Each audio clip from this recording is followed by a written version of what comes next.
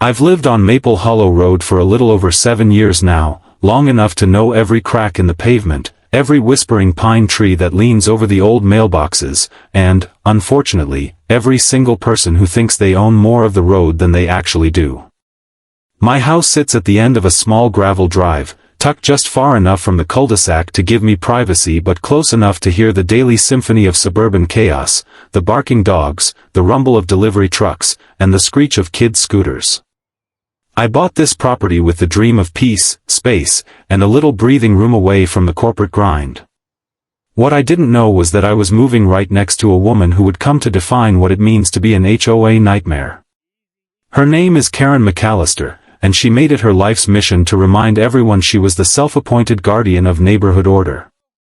From the very first week I moved in, Karen seemed to appear out of nowhere like a poorly timed pop-up ad. I'd be unloading boxes, and there she'd be, hands on hips, that tight polyester windbreaker zipped all the way to her chin even in 70-degree weather, her mouth forming the words, "Excuse me," before I could even turn around. "Just so you know," she said the first day, "driveways here are supposed to stay clear at all times. No long-term parking, no boats, no trailers, no work trucks." I had a half-ton pickup and a small trailer carrying tools from my old contracting job, nothing that stuck out or violated any code. I wasn't even under her HOA's jurisdiction, my property sat just outside the line that marked the official neighborhood boundary. But that didn't stop her. She smiled, that kind of smug, paper-thin smile people use when they know they're wrong but want you to feel like you are. "We just like to keep things tidy here," she said before marching back across the street. At first, I tried to brush it off. Everyone's got that one neighbor, right? The one who watches from the blinds, who calls animal control if your dog barks for more than 5 seconds, who's on a first-name basis with the postal carrier because she's always monitoring suspicious mail. I told myself not to take it personally. But then the parking incident started. It began subtly. Her car, a spotless white SUV, the kind that screams, "Lease with an HOA discount," would nudge into the edge of my driveway whenever she had guests over. The first few times, I let it go. There was enough room to squeeze past, even if it meant scraping gravel on my tires. But then it escalated. Within a month, she was parking full-on across the entrance, blocking my truck completely. The first time it happened, I thought it was a mistake. Maybe she had a delivery and needed to move for a few minutes. I walked across the street, knocked on her door, and waited. She opened it with the kind of expression you'd expect from someone who just bit into a lemon. "Yes," she said, arms folded. I gestured toward her car. "You're blocking my driveway," I said as politely as I could manage. "Mind moving it so I can get out?" She looked past me toward my truck, like she was assessing whether I really needed to go anywhere. Then she said, "Oh, I'll be leaving soon. You can wait." And she closed the door. I stood there for a few seconds, stunned. I wasn't used to that level of audacity. I waited 10 minutes, then 15, then 20. Finally, I went back to her door and knocked again. This time, she didn't answer. I could see her shadow behind the blinds, though. She was standing there, watching me, probably smiling. I had to call a buddy to pick me up for work that day. When I came home that evening, her car was gone, but she'd left a small orange cone at the edge of the driveway, as if marking her territory. Over the next few weeks, the same pattern repeated, almost daily.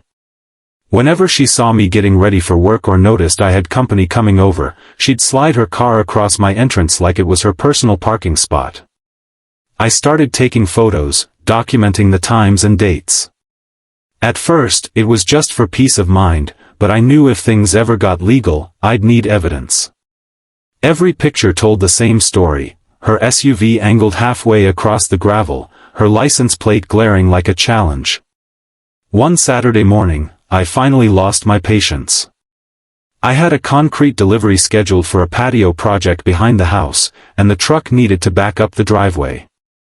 I woke up early, prepped the area, double-checked everything, and found her car parked right in the way again.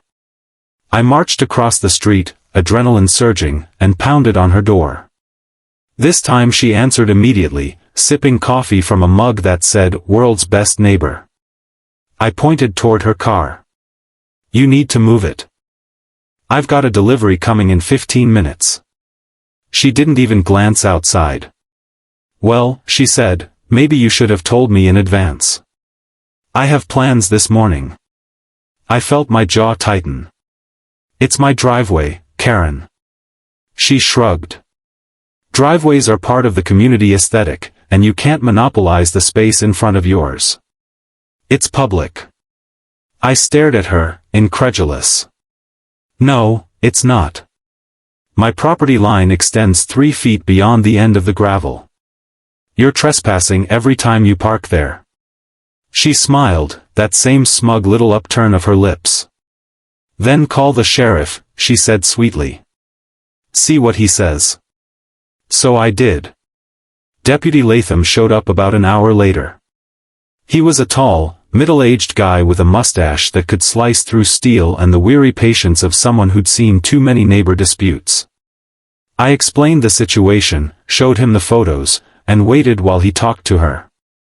I could see them from my window, Karen, all smiles, gesturing dramatically toward my house while the deputy nodded. After 10 minutes, he came back over. "Technically," he said, "she's in the wrong if she's blocking access. But since there's no curb or posted signage, it's a bit of a gray area." "Gray area?" I asked. "She's parking on my property." He sighed. "I get it, but enforcement's tricky unless we catch her in the act or she refuses to move after being warned." "My advice? Put up 'no parking' signs, maybe some landscaping barriers. Something obvious." That night, I went to the hardware store and bought 2 aluminum, private driveway, no parking, signs. I installed them on either side of the entrance, bright and bold. The next morning, they were gone. Torn out, bolts missing, holes in the gravel where they'd stood. I found them later in the drainage ditch 2 houses down, bent in half. That's when I knew this wasn't just pettiness, it was a power play. Karen didn't like that I wasn't part of her HOA, and blocking my driveway was her way of keeping me in line. I tried other approaches, talking to her husband, who looked permanently exhausted, sending a letter documenting the harassment, even speaking with the county office about property line enforcement. Nothing changed. She doubled down.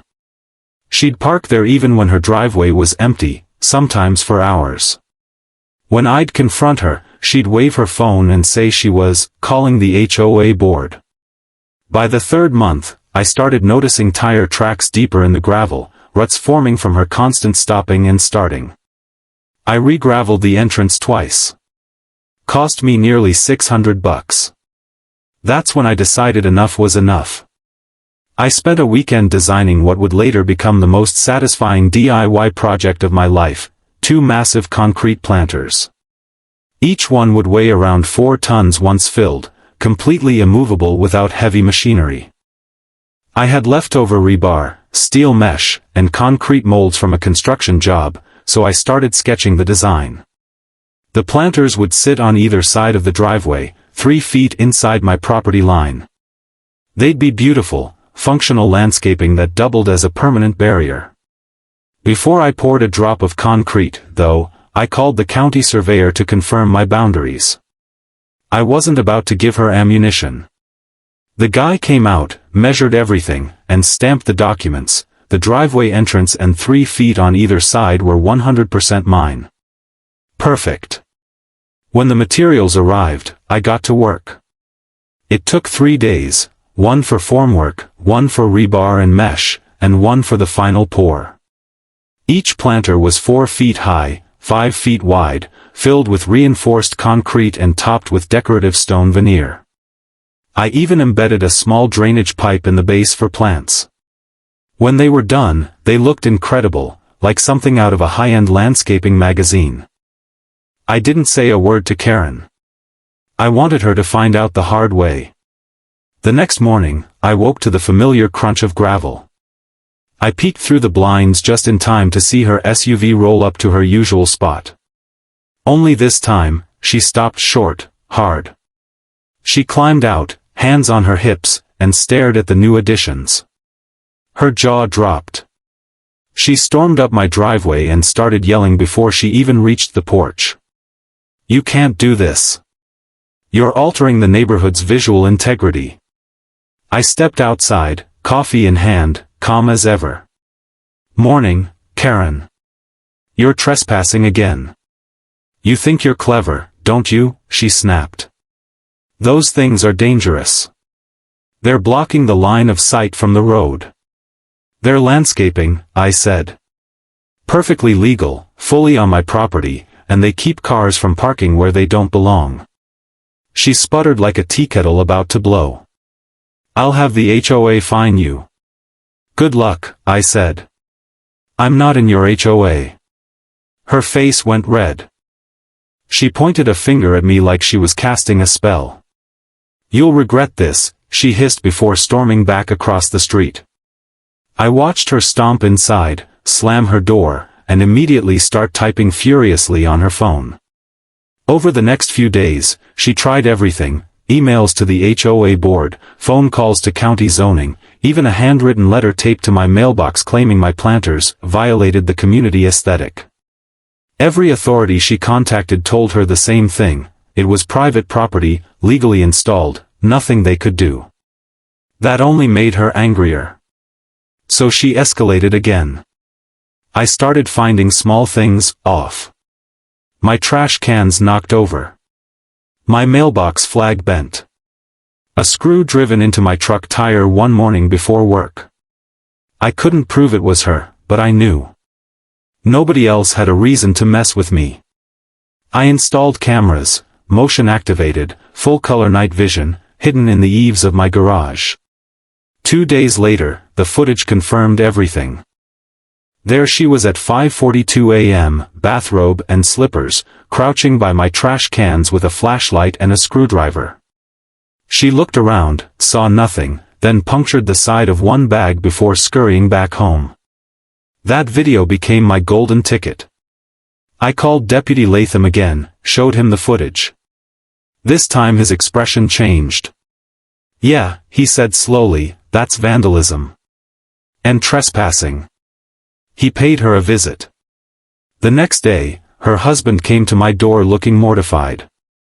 He apologized on her behalf, offered to pay for the tire, and said she'd be staying out of my way from now on.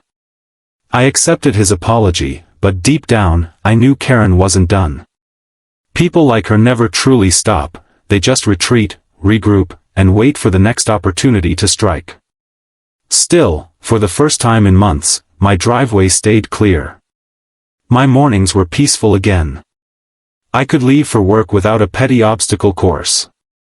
And every time I passed those massive planters, sun glinting off their stone faces, I couldn't help but smile. They stood there like silent guardians, my immovable answer to an immovable ego. But peace never lasts long in neighborhoods ruled by people like Karen.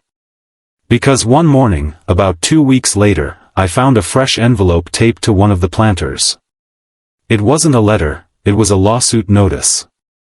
The envelope was cream-colored, thick, and pretentious, the kind of paper that says "I think I'm more important than you." The words "Notice of Intent to File Civil Action" were printed across the top in bold letters that made my stomach tighten.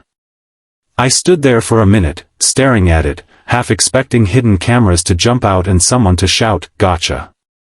But no, this wasn't a prank. This was Karen's doing, and deep down, I knew it before I even opened the damn thing. Inside was a typed letter from a law firm I'd never heard of, McAllister and Birch, HOA counselors. I couldn't help but laugh. Of course, she'd found a firm with her own name in it. The letter accused me of erecting permanent structures that encroach on community sight lines, creating unsafe driving conditions, and violating the aesthetic standards of Pinebrook Estates. It demanded that I remove the planters within 10 business days or face legal action. The kicker? It was signed not by an attorney, but by Karen McAllister, HOA president. I let out a bitter chuckle. She'd written it herself. The woman was now pretending to be her own legal department. Still, a part of me hesitated. Legal battles, even ridiculous ones, can spiral fast. I didn't want to get sucked into months of hearings and filings over something so absurd. So I did what any rational man would do. I called my lawyer, an old buddy from college named Frank Russo. Frank was a laid-back guy with a voice that could calm a rattlesnake. When I explained the situation, he laughed so hard he nearly dropped his coffee. "Let me get this straight," he said between chuckles. "You built planters on your own property, and now this HOA psycho is threatening to sue you for ruining her view?" "That's about the size of it," I said. He sighed, still amused. "All right. First thing, we'll file a preemptive response. Second thing, we'll make sure she knows you're not bluffing." People like her back down when they realize the other side has actual legal representation.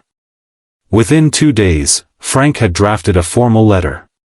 It was polite, precise, and carried the legal weight of a sledgehammer. It cited the county zoning code, confirmed my property survey, and reminded her that false legal threats constituted harassment. It ended with one sentence I loved so much I almost framed it: "Any further attempt to intimidate or defame our client will be met with a formal counterclaim." I slipped that letter into her mailbox personally.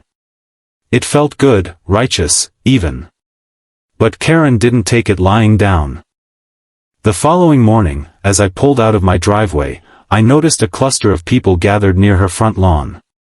Folding chairs, clipboards, coffee cups, it looked like an emergency HOA meeting. Karen stood in the center, voice raised, gesturing toward my house like she was leading a revolution.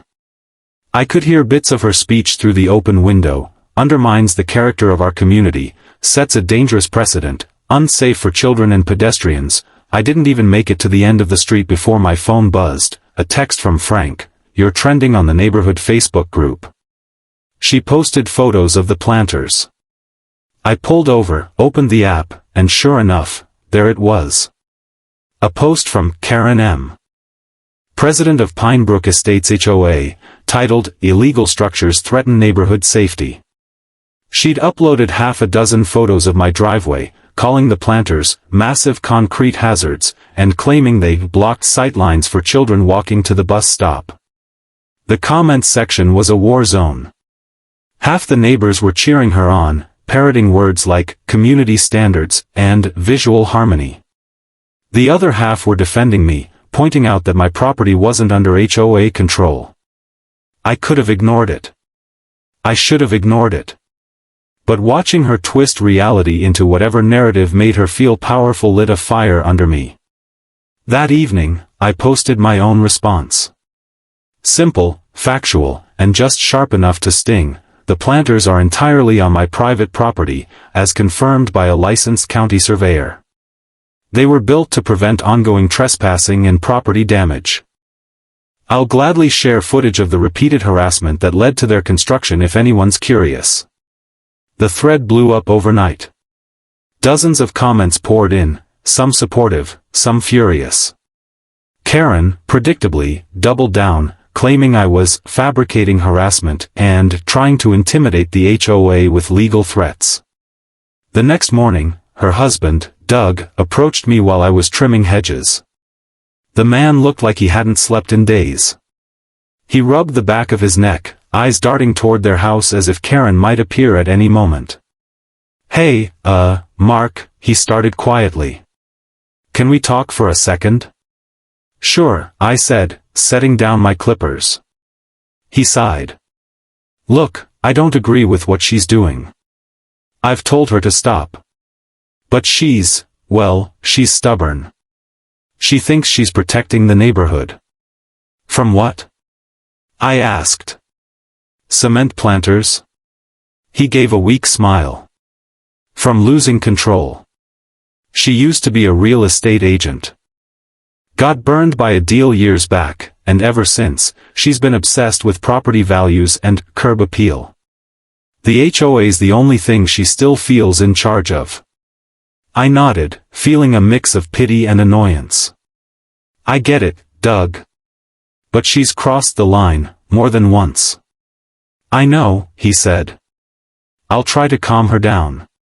For a few days, it seemed like maybe, just maybe, things would cool off. The HOA posts slowed down, and I even saw Karen drive past without glaring for once. But then came the day of the inspection. I was at work when my home security app pinged, motion detected in the driveway.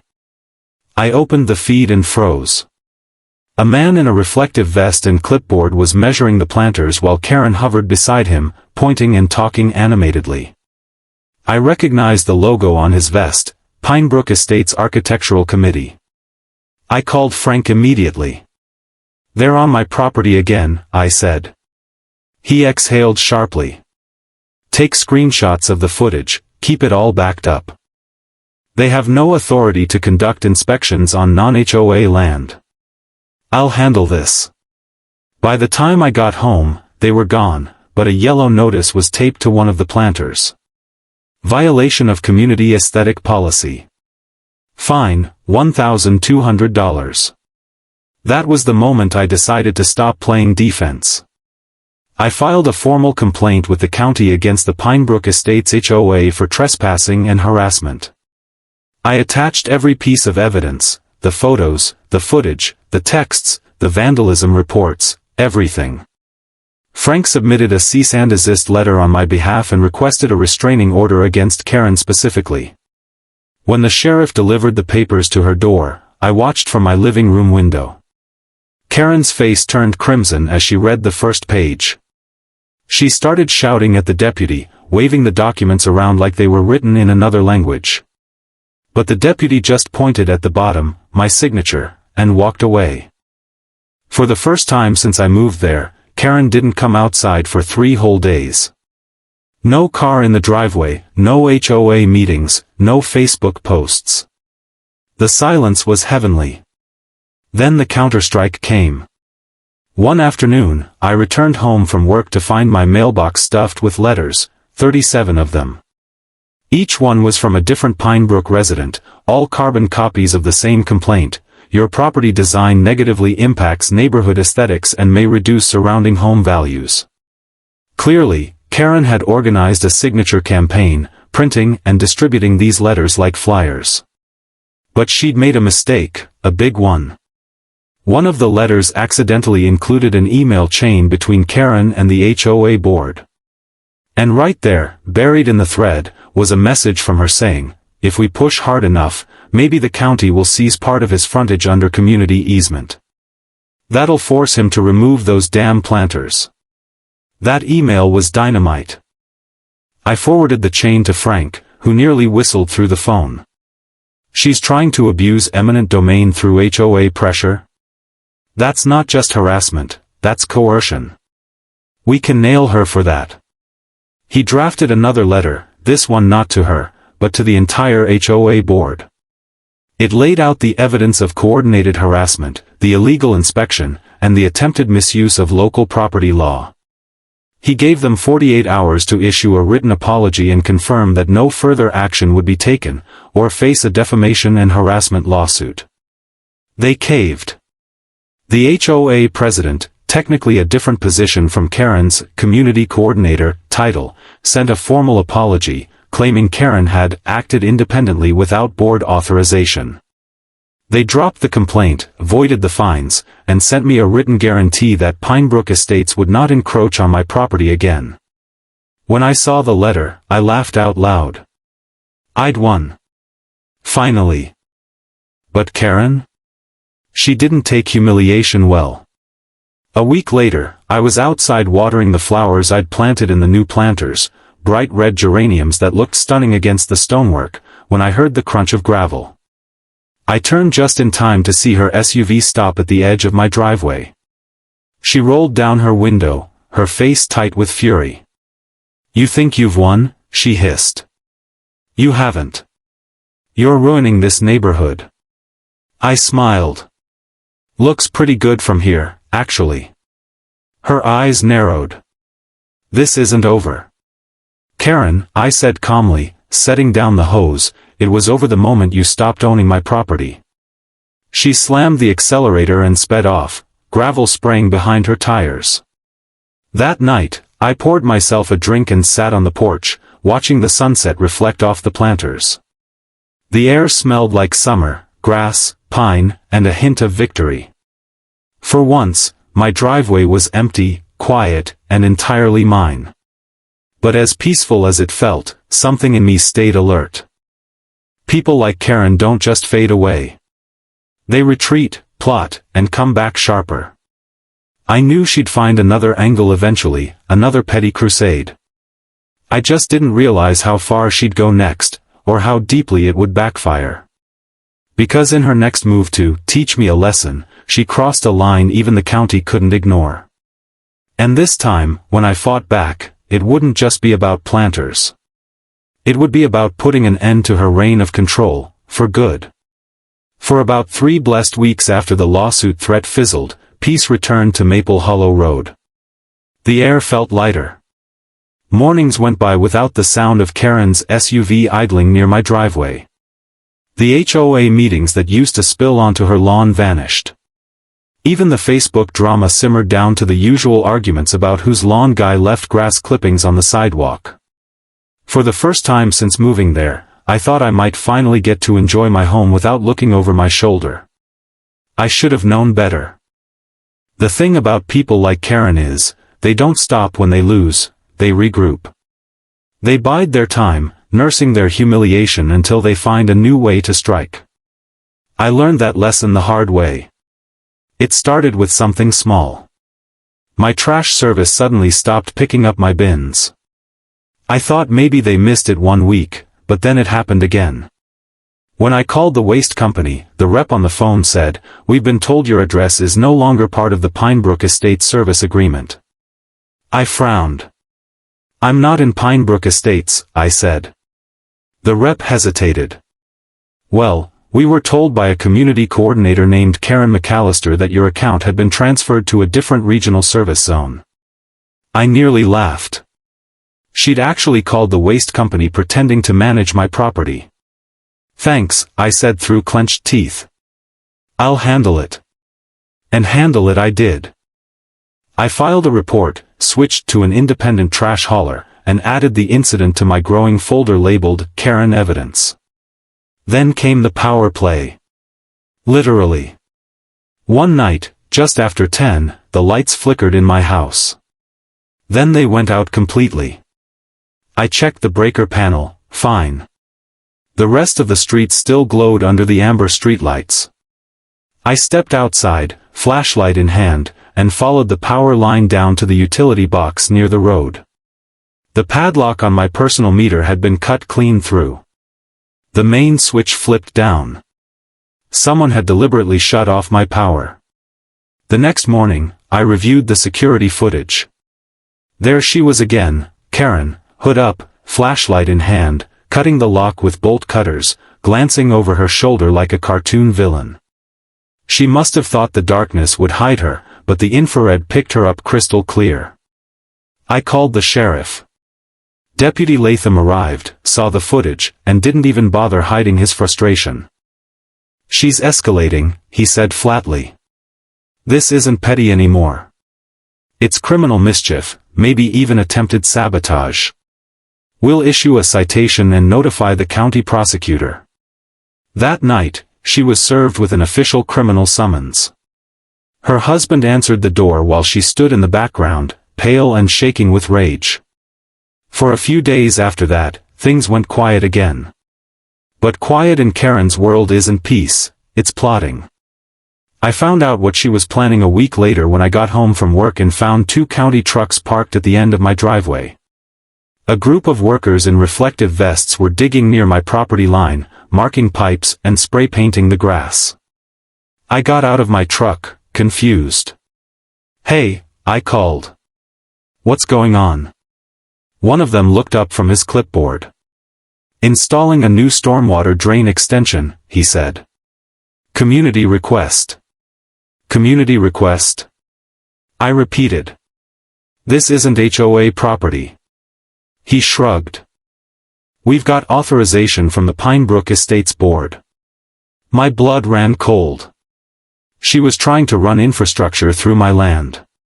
I called Frank, sent him photos, and by evening, he'd pulled the paperwork. Sure enough, Karen had filed a temporary right-of-way request under the HOA's name, claiming the drainage line would improve community water management.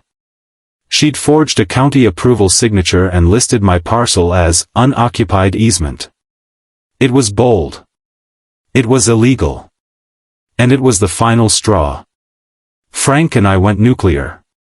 We compiled everything, every photo, video, fake fine, forged document, and delivered it all to the county attorney's office. Within 48 hours, the county halted all work on the drainage project and opened an investigation. Karen was served with a cease and desist order and informed she could face charges for filing fraudulent public documents. When the investigators came to interview me, they shook their heads in disbelief. "We've seen HOA disputes," one of them said, "but this woman makes small-town politics look like a mafia movie. I wish that had been the end of it.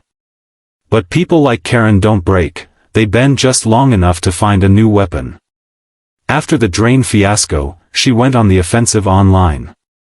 She created a new Facebook group, Preserve Pinebrook Values, and filled it with posts about dangerous neighbors who threatened community order. She never mentioned my name, but everyone knew who she meant. She posted grainy, zoomed-in photos of my house from across the street, accusing me of illegal construction, hostility, and aggressive surveillance. It got so bad that one day, while I was mowing my lawn, a stranger in a minivan slowed down and shouted, "Hey, you the guy harassing families?" Then he sped off before I could respond. That night, I decided I wasn't going to hide anymore. I wrote a long, calm post on the same neighborhood group. I attached screenshots of the forged documents, footage of her vandalism, and copies of the county's cease and desist.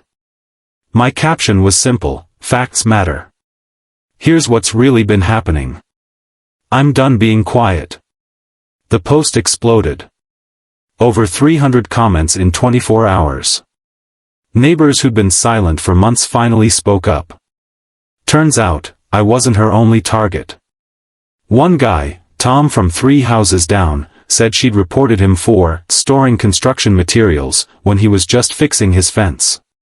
Another neighbor, Maria, said Karen fined her for unauthorized plant colors in her garden because her tulips didn't match the HOA palette. Someone else said she'd trespassed to measure their patio furniture for compliance. By the end of the week, the HOA board had called an emergency vote to suspend her from all leadership duties pending review. When that notice went out, I'll admit, I poured myself a drink and toasted to karma. But the victory was bittersweet. Because the next morning, my front yard was destroyed. I stepped outside and froze. The planters, my beautiful, solid, 4-ton planters, were splattered with red paint. Deep gouges scarred the concrete where someone had taken a hammer to them. My mailbox was smashed flat. And there, nailed to the post, was a note written in block letters: "Get out. You don't belong here." For a second, I just stood there, the air heavy with disbelief.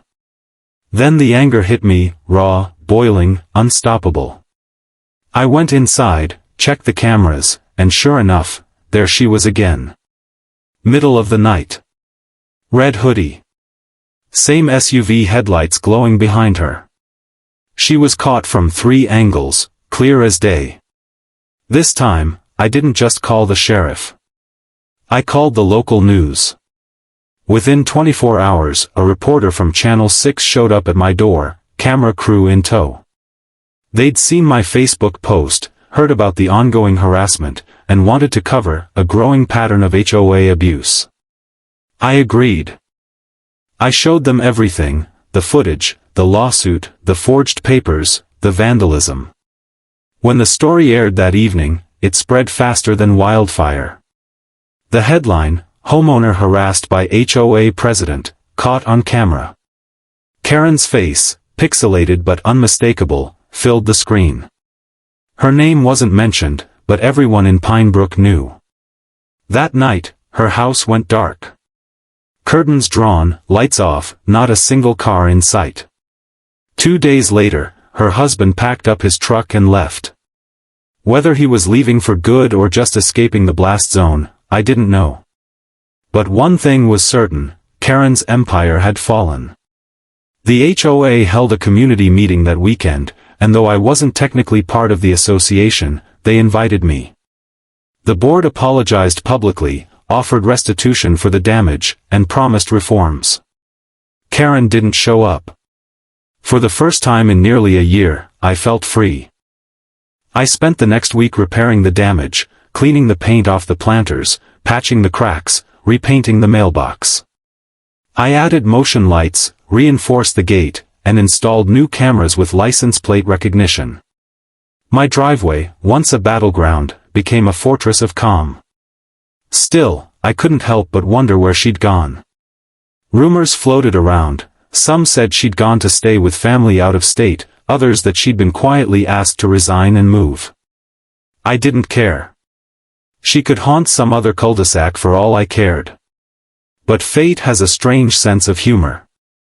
About a month later, a letter arrived, no return address, just my name typed neatly across the front. Inside was a single sheet of paper. In shaky handwriting, it said, "You might have won, but you'll never belong here. People like you ruin everything." No signature, but I didn't need one. The scent of her perfume clung to the page. I burned the letter in the fire pit that night, watching the paper curl and blacken until it was nothing but ash. Then I leaned back, took a long sip of my beer, and smiled. Because no matter what venom she tried to spit, the truth was simple, I wasn't going anywhere. The planters still stood, solid, unmovable, and mine. They'd become more than concrete and stone. They were a symbol, a quiet, permanent reminder that some boundaries, once set, should never be crossed. And as the sun dipped below the horizon, casting long golden light across my driveway, I realized something. For all her schemes and tantrums, Karen had done me a strange favor. She'd forced me to stand my ground. To take pride not just in my property, but in my peace. Little did I know, though, that the story wasn't quite over. Because sometimes, when people like her fall, they don't stay down, they look for someone to blame. And soon enough, I'd learn that Karen wasn't done with Maple Hollow yet. By the time mid-July rolled around, my front yard looked like the aftermath of a construction site, but to me, it was art in progress. The massive concrete planters were finally complete, each one weighing close to 4 tons and placed perfectly along the edge of my driveway like silent stone guardians. They weren't just decorative, they were immovable. I'd had them custom poured by a buddy who owned a concrete supply company. We'd reinforced the bases with rebar and filled the lower cores with compacted gravel for balance. They weren't going anywhere without a forklift. The best part? Each one had a built-in drainage system and was topped with lush greenery, ornamental shrubs, bright marigolds, and creeping vines that made the entire setup look intentional and beautiful, not spiteful.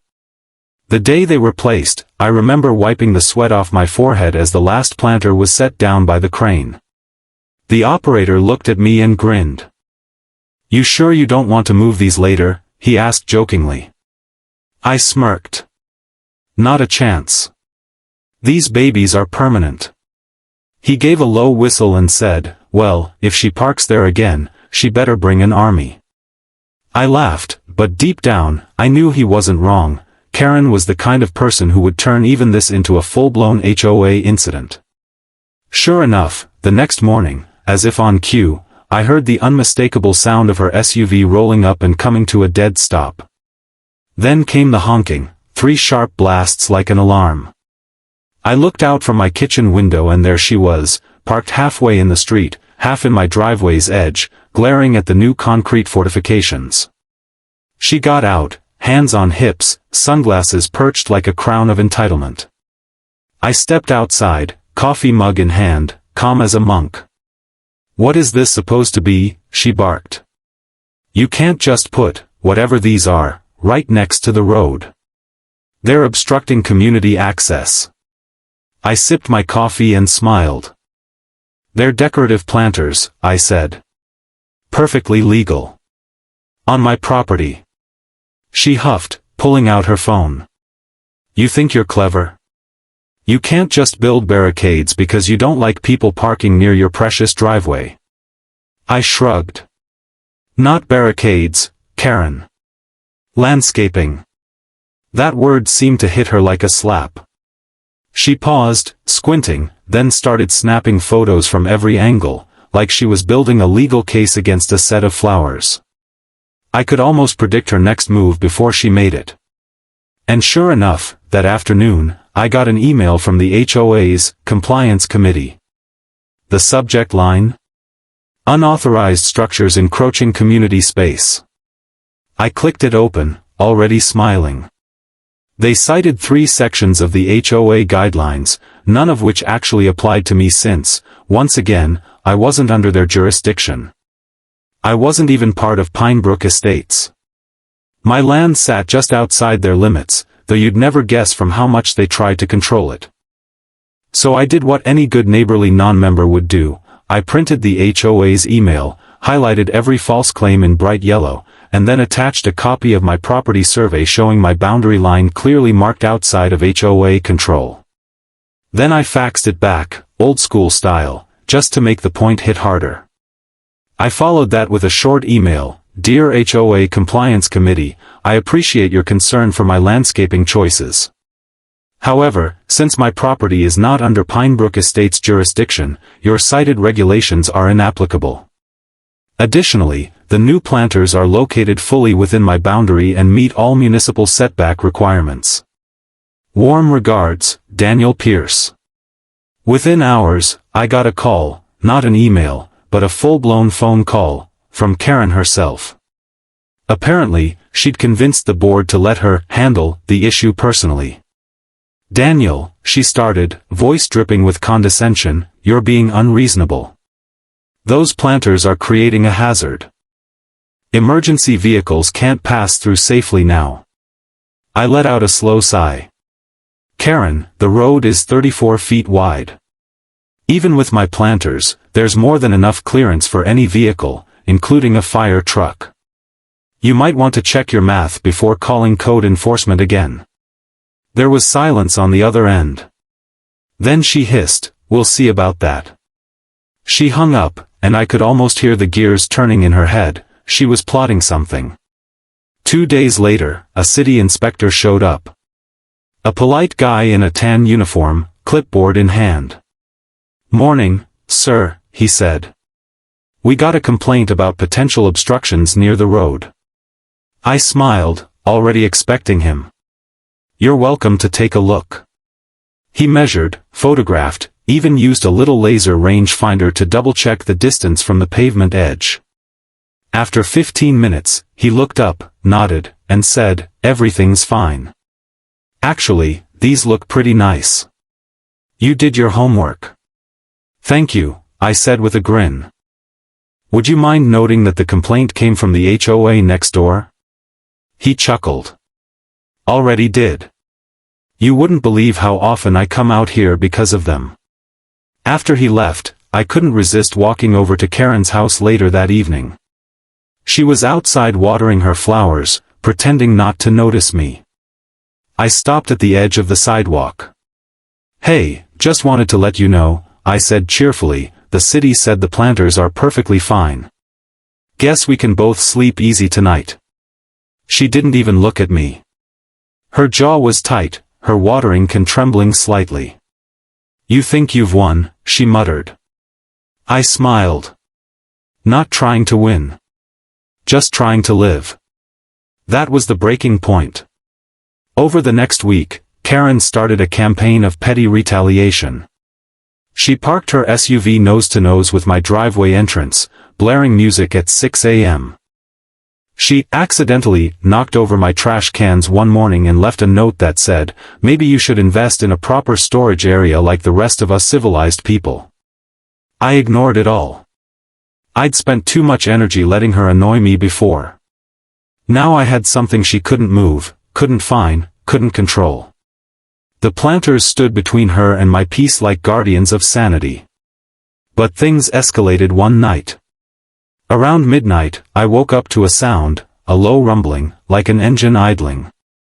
I looked outside and saw a tow truck parked near my driveway.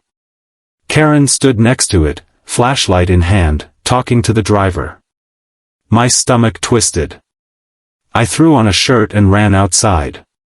"Hey! What's going on?" I shouted. The driver looked startled. This lady said these planters are illegally blocking her access." I stepped closer, my voice calm but firm. "They're not hers to move. They're on my property. If you try to tow them, you'll be damaging private property. You'll want to back away right now." The driver glanced between us, uneasy. "Sir, I don't want trouble." Karen snapped, "They're a safety hazard. You have to remove them." I pulled out my phone, camera recording. "Go ahead," I told the driver. "Touch one of them. I'll have this video and your company name on file before you even leave the driveway." The man sighed, stepped back, and muttered, "Sorry, ma'am, not worth it." He got in his truck and drove off. Karen stood there fuming, red-faced and furious. "You can't keep doing this," she screamed. "You're ruining the look of the whole neighborhood." I looked her dead in the eye. "You don't own me, Karen. You don't own this land.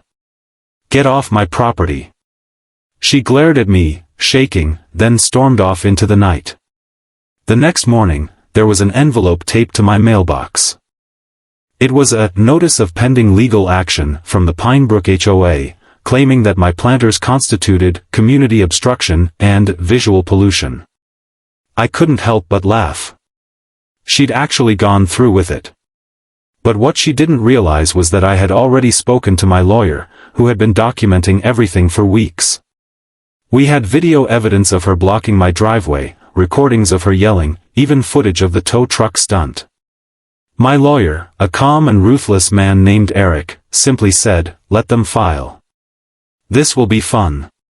When the hearing came, Karen showed up in a beige pantsuit, looking like she was about to present to Congress. I showed up in jeans and a clean shirt, relaxed as ever.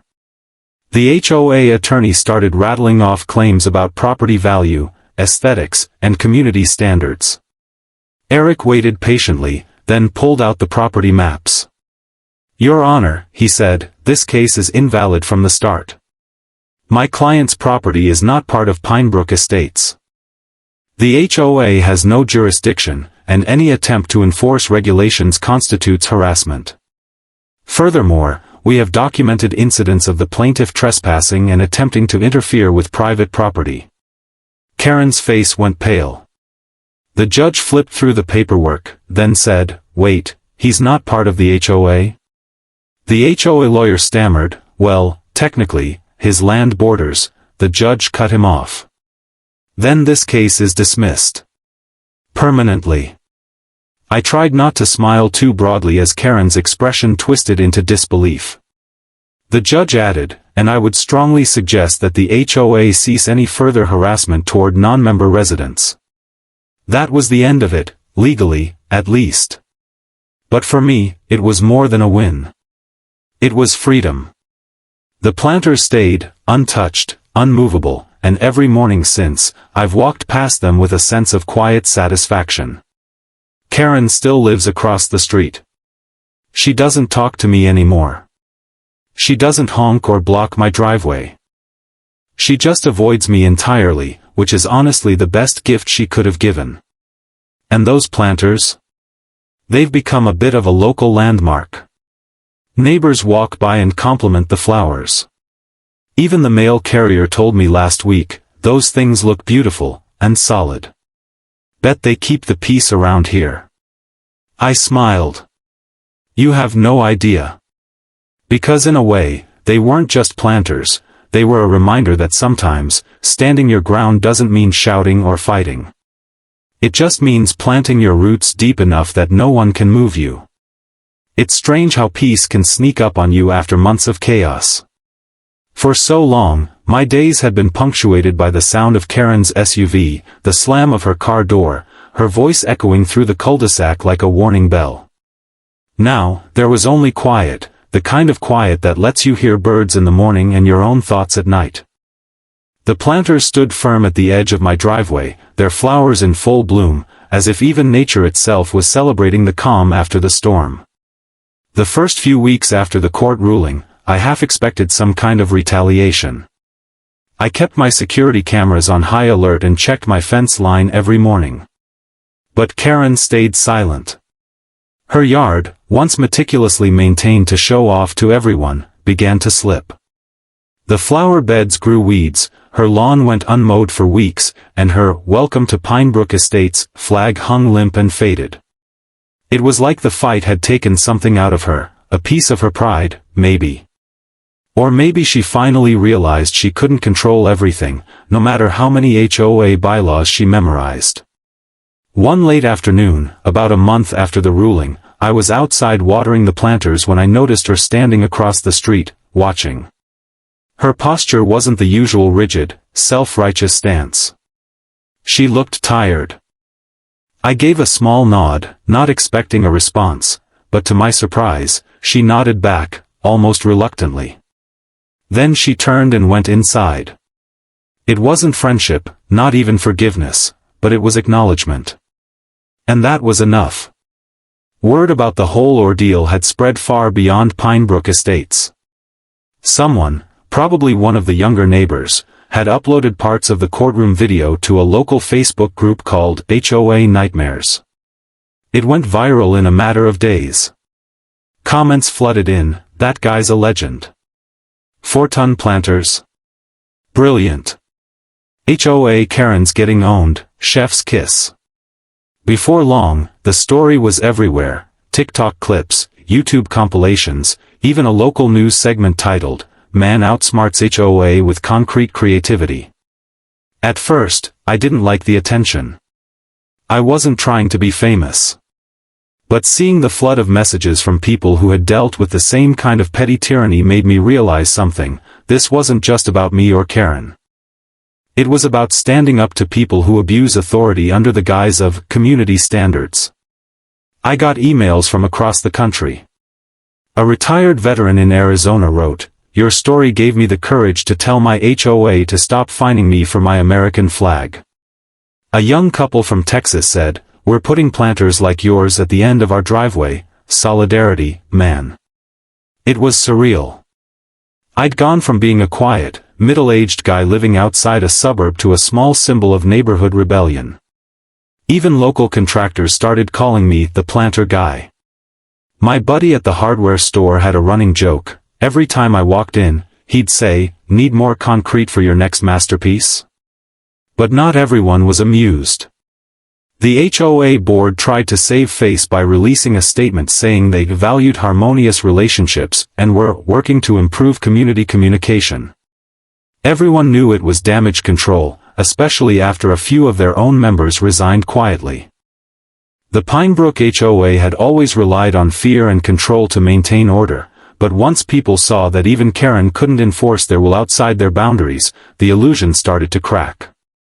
A few weeks later, I was surprised when one of the newer board members, a guy named Matthew, knocked on my door. He was younger than most of the HOA crowd, maybe early 30s, and he looked uncomfortable. "Hey, Daniel," he said, shuffling his feet. I wanted to apologize. For everything. Karen doesn't speak for all of us. She kind of went rogue." I smiled faintly. "Appreciate that. I know it probably wasn't easy being on the same board." He nodded. "Honestly? You did everyone a favor." Nobody wanted to say anything, but she was making the HOA unbearable. Since that hearing, people are actually talking about changing the rules, making them less strict. That surprised me. "You think they'll actually do it?" He shrugged. "Maybe. She lost a lot of credibility. I think she's stepping down soon." That night, I sat on my porch, the warm summer breeze carrying the smell of freshly cut grass and the faint chirp of crickets. For the first time in a long while, I didn't feel angry or defensive. I felt grounded. Those planters, once symbols of defiance, had become part of the landscape, solid, beautiful, immovable. A few nights later, I caught Karen again, standing by her mailbox. I debated whether to say anything but decided to walk over anyway. "Evening," I said, keeping my tone casual. She looked startled but then sighed. "Evening." We stood there awkwardly for a few moments. Finally, she said, "You made your point." I tilted my head. I wasn't trying to make one. I just wanted to be left alone. She nodded slowly. "Yeah. I guess I took things too far." It wasn't an apology, not exactly, but it was close enough. I could see that she'd been humbled, not by me, but by the realization that power doesn't mean control. I smiled faintly. "For what it's worth, I don't hate you, Karen. I just wish it didn't have to go this far." She looked down at her hands. "You're not the first person to wish that." Then she turned and walked away, leaving me standing there in the quiet. After that night, things changed. She started keeping to herself more, but in a peaceful way. No more confrontations, no more passive-aggressive notes. Sometimes I'd see her walking her dog, and she'd wave. Not a big wave, just a small acknowledgement that life goes on. By fall, Pine Brook Estates had mellowed out. The HOA started hosting community barbecues again, this time without the constant rule enforcement. Even the residents who used to glare at me began to chat when they walked by. One day, Mrs. Dawson from down the street stopped to admire the flowers in my planters. "These are beautiful," she said. "I used to think they were just concrete boxes, but now I see how they bring life to the street." I smiled. "That's the idea. Something strong, but still growing." She nodded thoughtfully. "We could use more of that around here." That line stuck with me. Something strong, but still growing. It was what I'd been doing all along, learning that strength didn't mean aggression, and peace didn't mean weakness. The whole mess had started because I wanted a simple thing, respect for my space. But what I ended up finding was something deeper, a sense of control over my own life that no HOA, no neighbor, no rulebook could take away. A few months later, in December, I got a Christmas card. No name on the envelope, just a small card with a picture of a snow-covered garden. Inside was a simple handwritten message, "Merry Christmas, Daniel. The flowers look lovely this year. K." I laughed softly when I read it.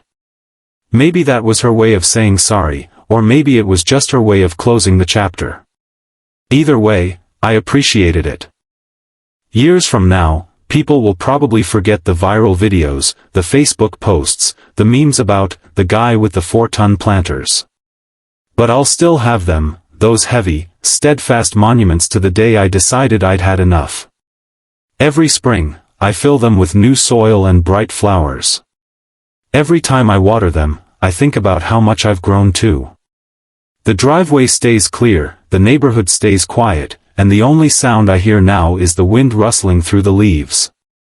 Sometimes, when I sit on my porch in the evenings, I catch myself smiling at how absurd it all was, the battles, the shouting, the legal threats. But maybe it all happened for a reason. Maybe some people are just meant to test your patience so you can find your boundaries, and reinforce them, literally and figuratively. Because in the end, peace isn't something you're given. It's something you build. And sometimes, it weighs about 4 tons.